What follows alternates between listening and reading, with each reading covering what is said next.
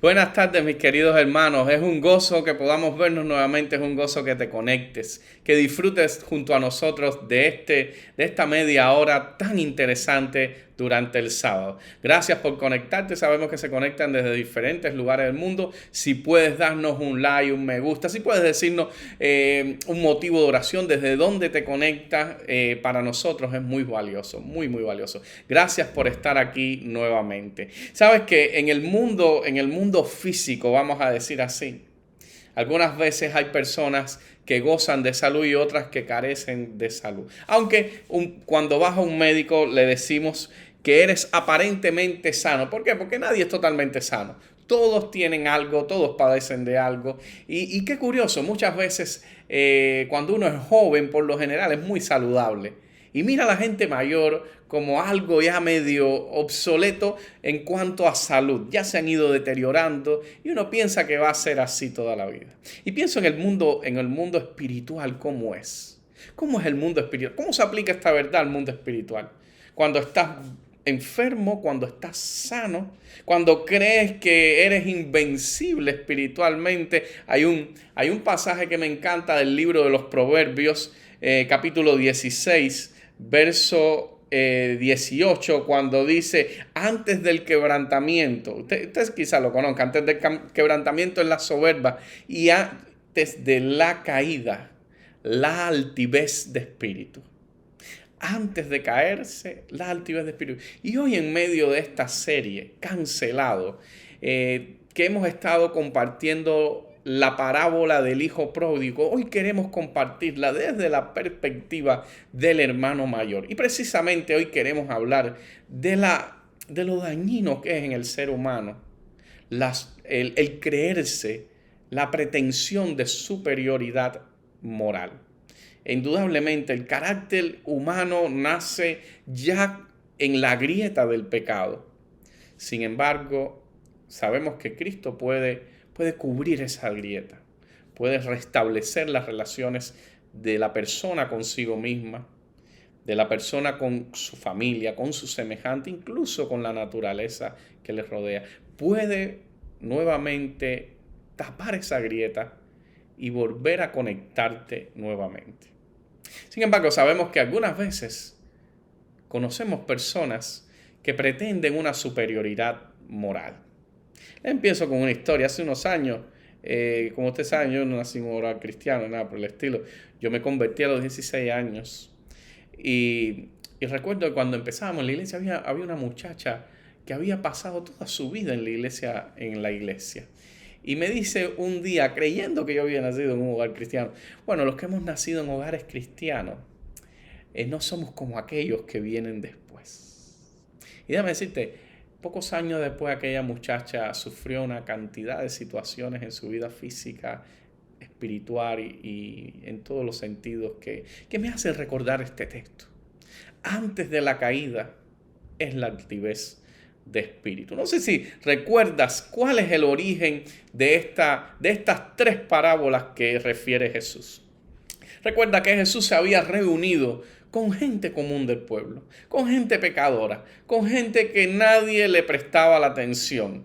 Y mientras se sentaba con ellos a comer, a compartir, a conectarse con ellos para hablarle de Dios. Ahí estaban los fariseos mirándole, diciendo, ¿cómo es capaz que éste se siente con estos a compartir? ¿Por qué? ¿Cómo es capaz de hacer esto Jesús? ¿Por qué este maestro de la ley? ¿Por qué este rabí, como ellos también lo reconocían? ¿Por qué se sienta con esta gente a comer? Y inmediatamente, en medio de aquel desprecio espiritual de los que se creían superiores moralmente, Jesús empieza a hablarle de lo valioso que es la gente perdida a través de la parábola de la oveja perdida y de la moneda perdida. Pero ahora, en esta tercera parábola, en la que habla de un padre y de dos hijos, Jesús añade un nuevo personaje que es el definitorio indudablemente en medio de toda la parábola. El personaje del hijo mayor, aquel hombre que lejos de alegrarse, porque su hermano había sido recuperado, porque había regresado, porque hay más gozo en el cielo por un pecador que se arrepiente que por todos los justos que quieran venir. En vez de regocijarse, aquella persona, todo lo contrario, se sintió que no era justo lo que estaba haciendo su padre. Por si no lo sabes, esto no es un ejemplo de hace muchos años. Este es un ejemplo de la gracia a través de toda la Biblia. Cuando vemos en la Biblia, te voy a poner 2 o 3 ejemplos. Ves a Jacobo y ves a Esaú y tú dices, ¿por qué escogió a Jacobo? Aquel hombre medio estafador, marañero, que le gustaba engañar. ¿Por qué lo escogió? La gracia es así. ¿Por qué escogió a David en vez de a sus hermanos?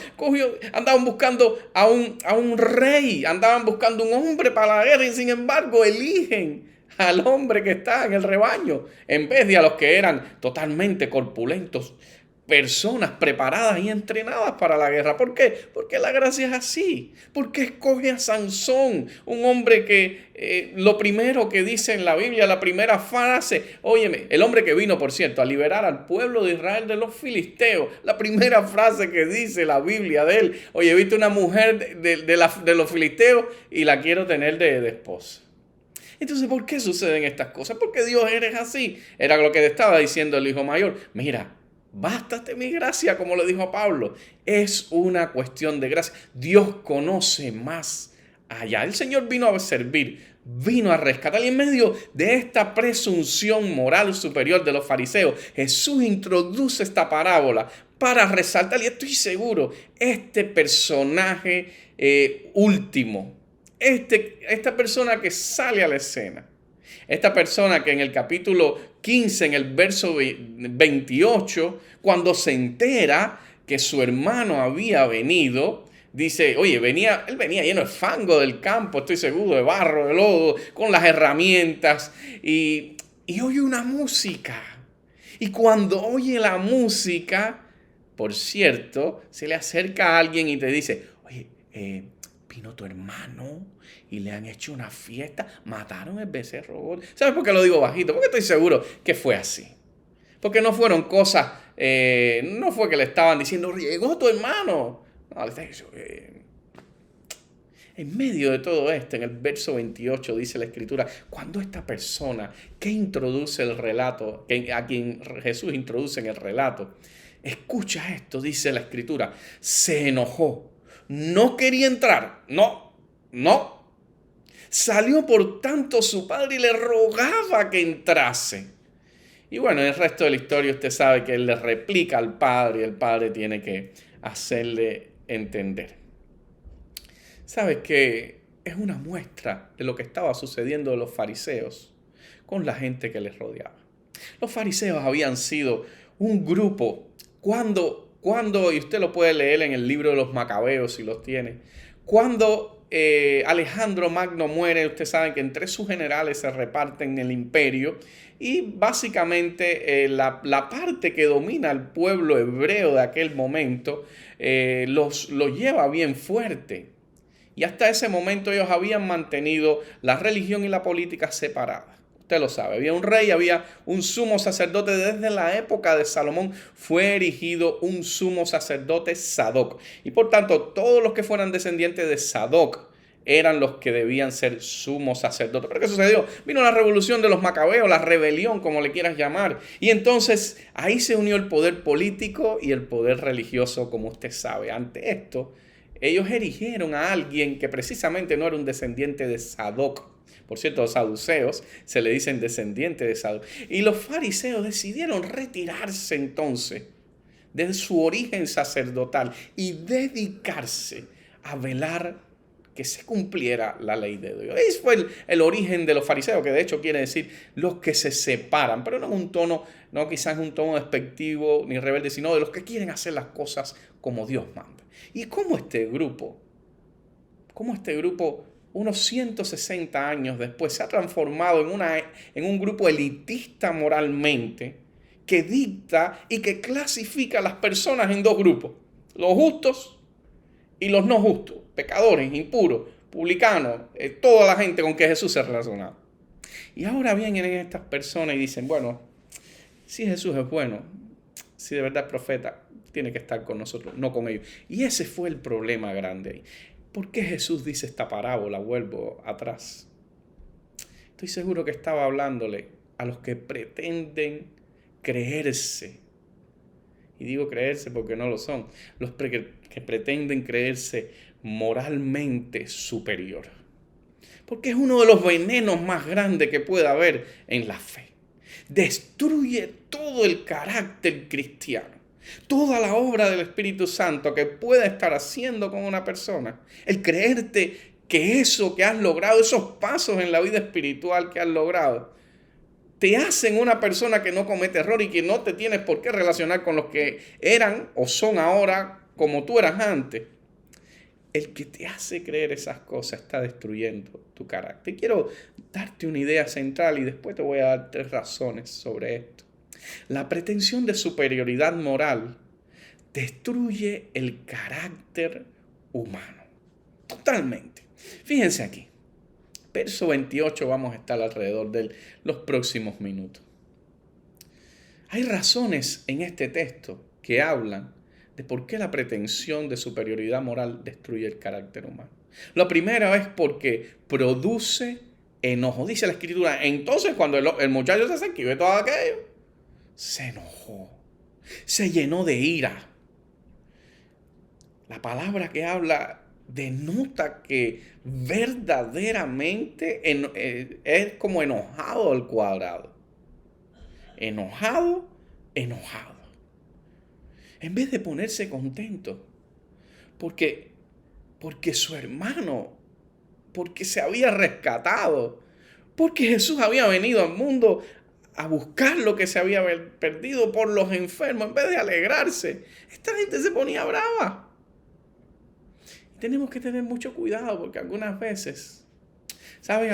Que los cristianos, si hoy fuéramos uno de estos personajes bíblicos que se describen en los evangelios antes del cristianismo, yo no creo que fuéramos los saduceos. Tampoco creo que fuéramos los esenios, los seguidores de Juan, porque mucho menos los celotes, porque algunas veces nos da hasta temor hablar de política. ¿Sabes qué fuéramos seguramente? ¿O con quién nos pareciéramos más? Con los fariseos. No te estoy diciendo que eres un fariseo, ni que soy un fariseo. Pero lo que te estoy diciendo es que muchas veces la pretensión de superioridad moral, si la creemos, destruye nuestro carácter humano. Al punto de cuando vemos personas, las clasificamos como de otro orden, como en la India, de otra casta. Y tristemente, cuando vemos que alguien los trata como queremos o creemos que nos deben tratar a nosotros, ¿sabe qué sucede? Nos enojamos. O como una vez que, te voy a contar la historia en tercera persona, total, llegamos a un lugar, o llegaron a un lugar unas personas, y sucede que era un servicio, un culto grande, celebrando el aniversario de una iglesia, y cuando llega los principales, digamos, líderes de la iglesia, se habían sentado en los puestos de adelante, que decía reservado, se habían sentado personas que habían sido invitadas, personas bien sencillas, que no conocían cómo funciona una iglesia, ni quién es el que está aquí, ni por qué cuando pones reservado, no es porque sean importantes, más importantes, sino porque son los que van a participar en el servicio para que estén más adelante, ¿no? No entendía nada de eso, creyeron que era para ellos, reservado para la visita a nosotros, debe ser. Y cuando llegaron a aquel lugar, una persona llegó y los sacó del lugar. Cuando el pastor se enteró,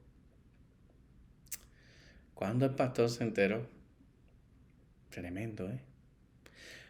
Porque aunque estaban celebrando algo de la iglesia, lo más importante era la gente aquella.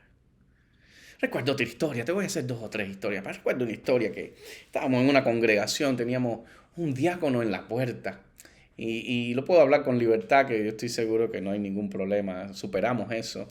Y había un diácono en la puerta, recuerdo que no quería que entrara nadie que no viniera vestido formalmente a la iglesia. Y recuerdo que un día entraron unos muchachos que estábamos trabajando con ellos, venían unos chores en chancleta, y aquel diácono casi le parte las piernas, los expulsó prácticamente. Otro día había una muchacha de muy mala vida, venía medio desnuda prácticamente, y no la dejó entrar. ¿Y sabes qué? Con el tiempo que llevo en el ministerio he descubierto que la iglesia nos tenemos que llenar más de gente así. Nos tenemos que parecer más a esa gente. Y no estoy hablando de la parte pecaminosa. Algunas veces creamos una estructura social, un gueto cristiano que nos desconecta totalmente de la gente que queremos ganar. Es increíble. Y cuando vemos que esa gente avanza, cuando vemos que esa gente viene y se sienta al lado tuyo, sin quizás pasar todos los trabajos que tú pasaste, sin sufrir cosas que has sufrido, en vez de alegrarte, te sientes bravo, enojado. Ellos no se lo merecen. Ese es lo mismo que pensaba el hijo mayor. No se lo merece. No se lo merece. Y se puso bien bravo. ¿Sabe qué estaba sucediendo? Su pretensión de superioridad moral le estaba destruyendo su carácter. Y una de las razones que mostraba, que estoy seguro que sucede por eso, es que estaba enojado. La segunda cosa, dice la Escritura, no quería entrar. La pretensión moral genera en nosotros rechazo. ¿Usted recuerda cuando el apóstol Pedro es enviado a predicar en casa de una persona que era un centurión romano? Estaba Pedro en un éxtasis en casa de Simón el Curtidor, usted recuerda, ¿no? Y lo vienen a buscar aquellas personas, soldados también, lo vienen a buscar, lo llevan. Y cuando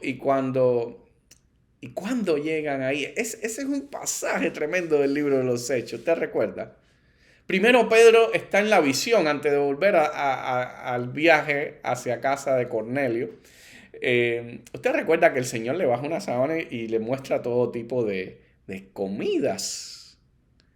Y entre las comidas había comidas que eran impuras para los hebreos. Yo no sé todo lo que el Señor le enseñó, pero yo me imagino que le enseñó un chorizo, un jamón viking, cosas de ese tipo que el hebreo no come. Y recuerdas la frase de Pedro: nada inmundo he probado yo, nada inmundo me he llevado nunca yo a mi boca.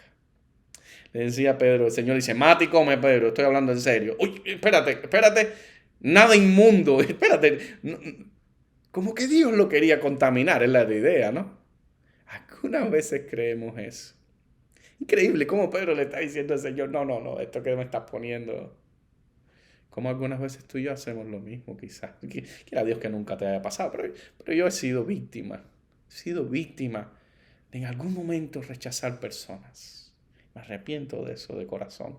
He sido víctima de eso. Y mientras iban al viaje, usted recuerda, bueno, cuando recibe a estas personas, le dice, mire, yo no me relaciono con gentiles, le dice Pedro por lo claro, pero el Señor me ha mostrado una visión y acabo de entenderla de que es que vaya con usted. Y cuando llega todavía a casa de Cornelio, se lo vuelve a decir, a replicar. ¿Por qué? Porque indudablemente para él era muy importante y él se estaba creyendo que tenía una superioridad moral sobre esta gente. Que nadie te diga otra cosa. ¿Y cómo Dios fue trabajando en la vida de este Pedro? ¿Por qué te digo esto? En algún momento podemos sentirnos así.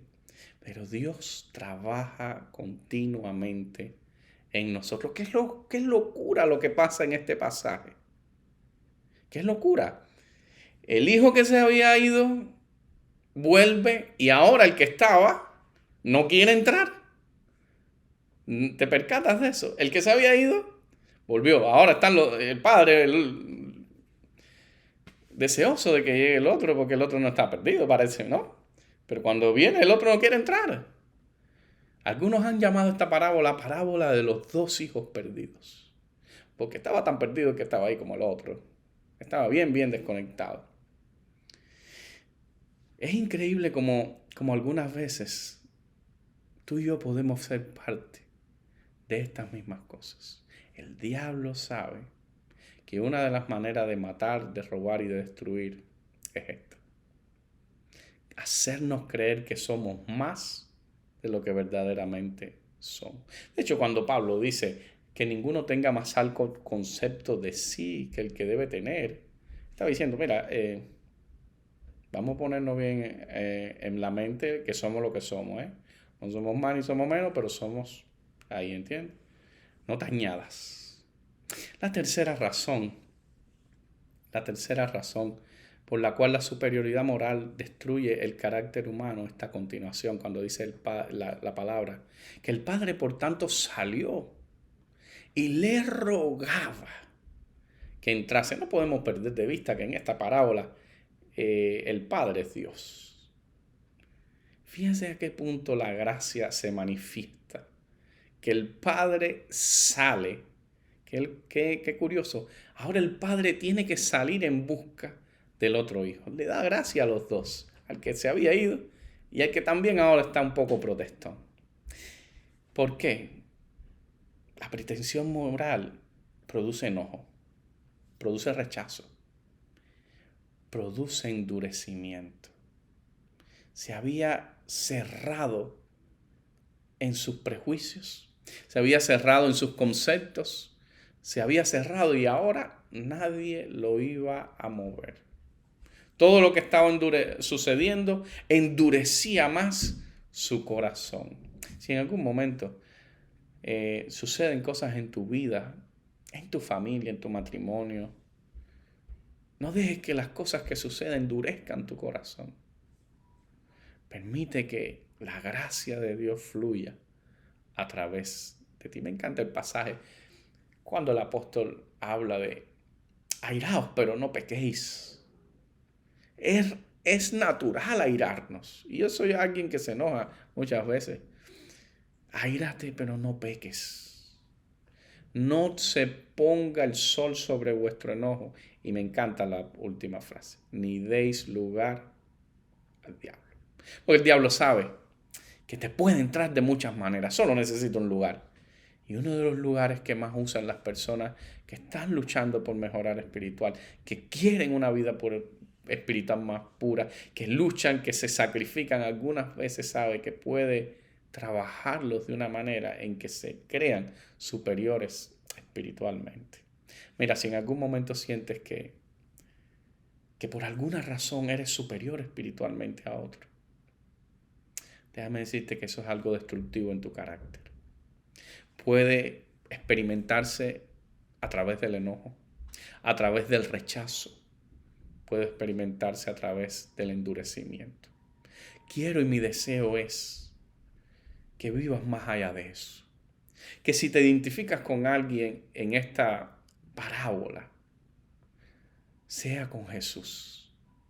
No es que seamos Jesús ni nada de eso, pero Él quiere que seamos como Él. Mira, que Dios te bendiga mucho. Te deseo lo mejor. Ánimo, mis hermanos. Dios nos ha llamado a ser santos porque sabe que podemos hacerlo. Esta es la parábola en la que nos dice, cuidado, no caigas en lo que cayeron los fariseos. Aprende de mí, el que se conecta con todo. Dios quiere que te conectes con todo, con tus hijos, con tu familia, con los que te rodean, contigo mismo. Dios quiere y tiene planes para ti. Que Dios te bendiga mucho y es un gozo volvernos a ver. Hello, my name is Eunice Aranguren. Hello, my name is Carlos Cruz. My name is Janet. Hi, my name is Jose Jauregui. Good afternoon, my name is Felicia Beitia. I'm from Colombia. I've been living in Florida about 22 years. I'm from Colombia. I'm in level 2. I'm from Venezuela. I'm studying the third level in the ESL. It has been the best experience in my life. I'm from Venezuela. I arrived in this country 7 years ago. I'm from Venezuela. I have been in the USA 3 years. I am studying the level 1. This English course is excellent. ESL program has had a positive impact on my life, in professional and personal life, because before, when the people spoke to me in English, of course, and I didn't understand anything, I felt always frustrated. At work, now I can understand everything about that.